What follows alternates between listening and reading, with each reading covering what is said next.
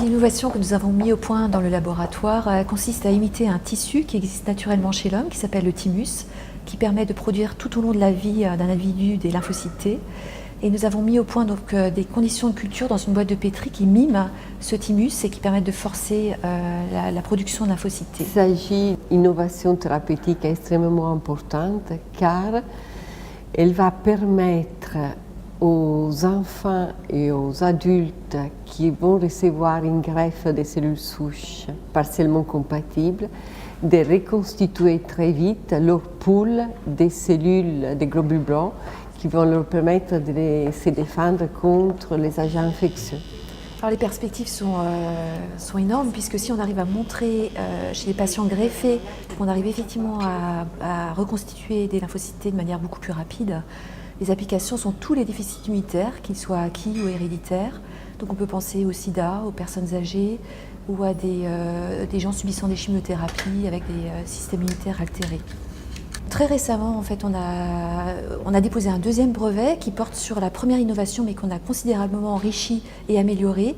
Donc le premier brevet, on est à l'étape d'extension internationale et nous avons effectivement un partenaire industriel qui est très intéressé pour obtenir une licence de ce premier brevet et faire une application industrielle de ce premier brevet.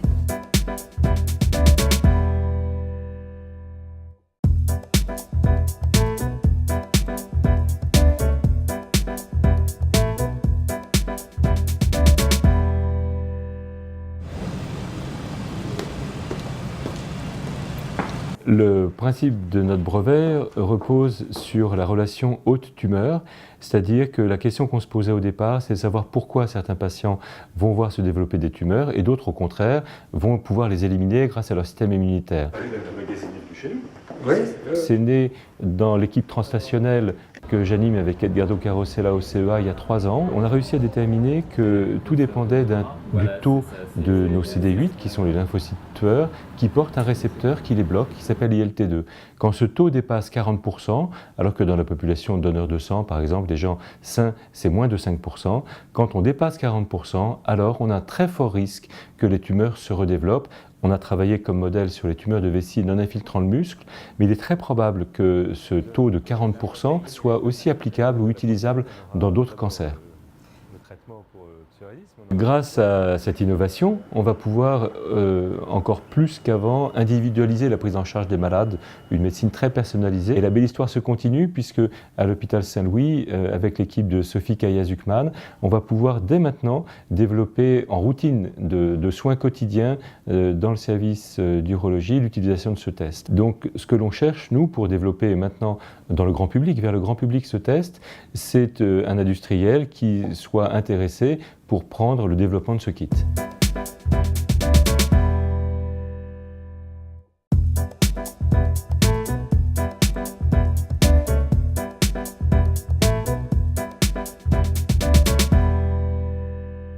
Si l'utérus et le placenta disparaissent, toutes ces hormones-là doivent disparaître. Si elles continuent, c'est qu'il y a un problème. Notre innovation consiste dans le dosage d'un biomarqueur, le placenta growth factor, PLGF.